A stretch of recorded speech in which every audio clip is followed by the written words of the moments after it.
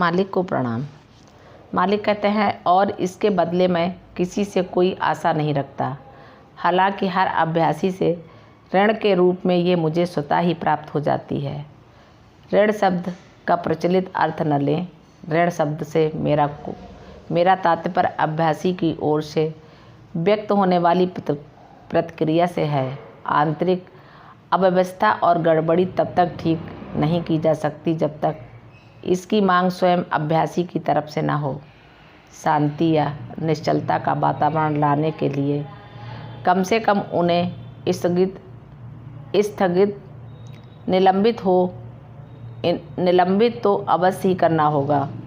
जब तक उन्हें स्थगित नहीं किया जाता तब तक जीवन के तौर तरीकों में कोई नियमन या सुधार नहीं लाया जा सकता, और बिना आवश्यक नियमन किए उस सम अवस्था नहीं आ सकती और ना ही संतुलन आ सकता है।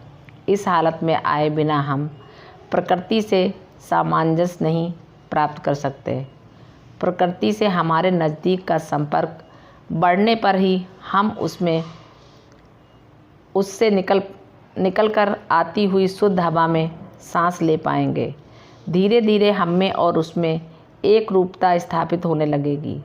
संक्षेप में कहा जाए तो जब हम मनुष्य के परे इस असली मनुष्य से जुड़ जाते हैं तो हर चीज़ आसान और संभव हो जाती है, या यूँ कहें कि हमारी पहुँच के भीतर आ जाती है।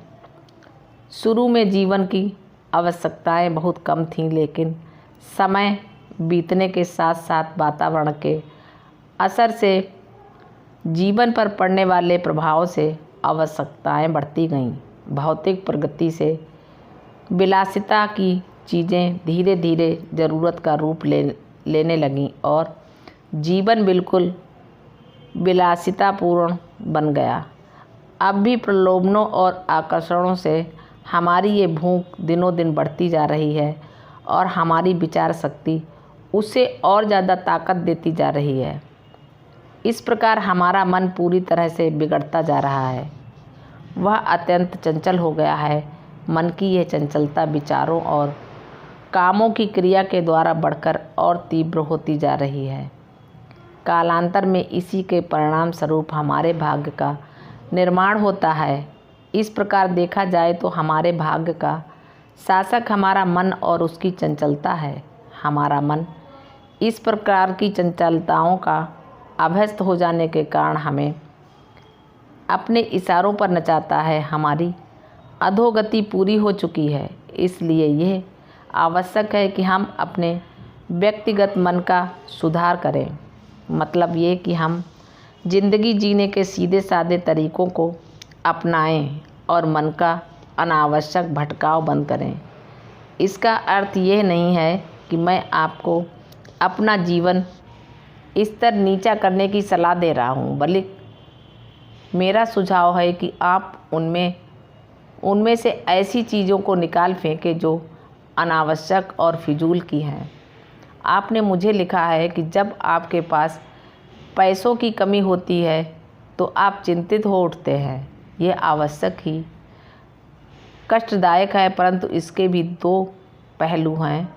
एक तो ये कि ऐसी अवस्था में आदमी उत्तेजित होकर उलझन में फंस जाए, और दूसरा वह जिसमें आदमी अधीनता के भाव से स्थिर और शांत बना रहे। दोनों ही अपनी कठिनाई दूर करने का प्रयत्न करते हैं, लेकिन दोनों के द्वारा अपनाए गए तरीकों में थोड़ा अंतर है। उदाहरण के तौर पर हम एक रोगी को लें जिसकी दो सेवक सेवा शुश्रूषा कर रहे हों। वे रोगी की तीमारदारी में लगे हैं, समय पर खाना दवा आदि लाकर देते हैं और उसकी हर सुविधा असुविधा का ध्यान रखते हैं, परंतु उनमें से एक मालिक की गंभीर बीमारी से चिंतित और परेशान है, जबकि दूसरा बिल्कुल शांत और स्थिर है। आप ही बताइए, इन दोनों में से मालिक की अच्छी सेवा कौन कर पा रहा होगा? हालांकि दोनों ही प्रेम और ईमानदारी से मालिक की सेवा में संलग्न हैं। आपको भी अपनी गृहस्थी की परेशानियों में ऐसा ही बर्ताव करना होगा।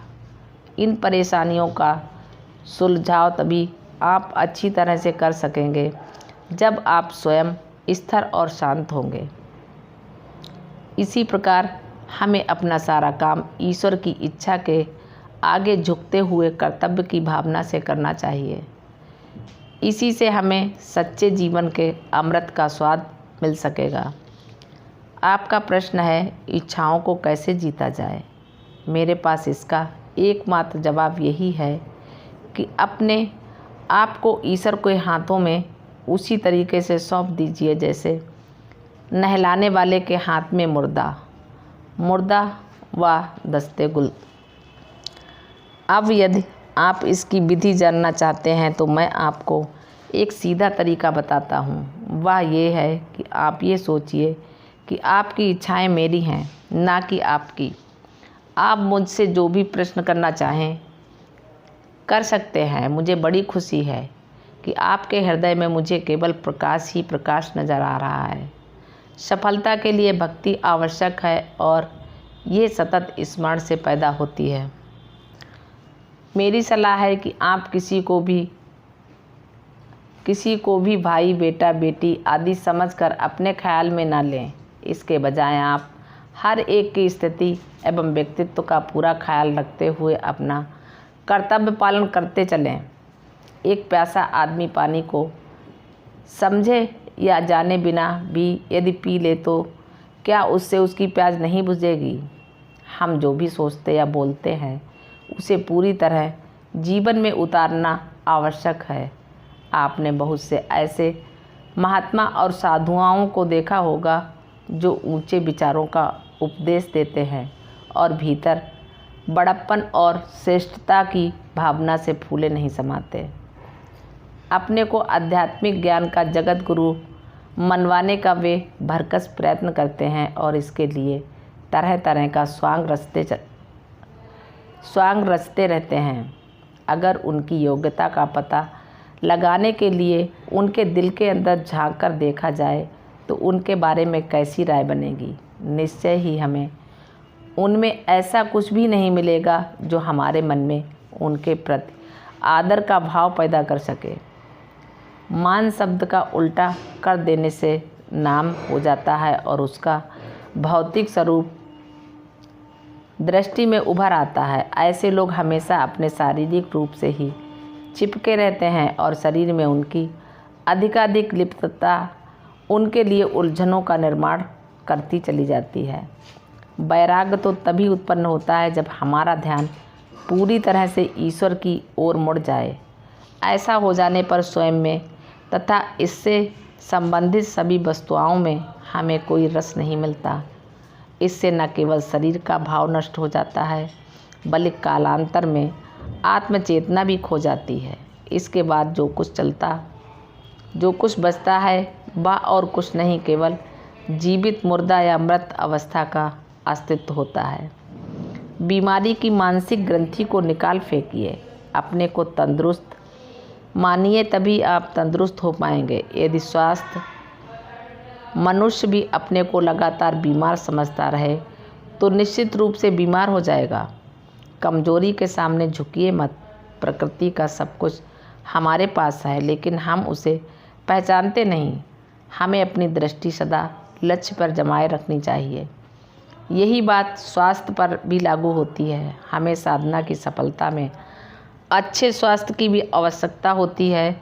हमारी दृष्टि के सामने एक लक्ष्य का विचार और एक ही साधना रहनी चाहिए और वह ईश्वर और केवल ईश्वर है।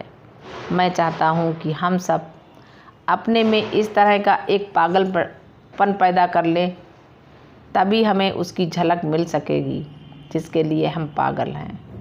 मालिक को प्रणाम। सभी अभ्यासी भाई बहनों को नमस्कार। धन्यवाद।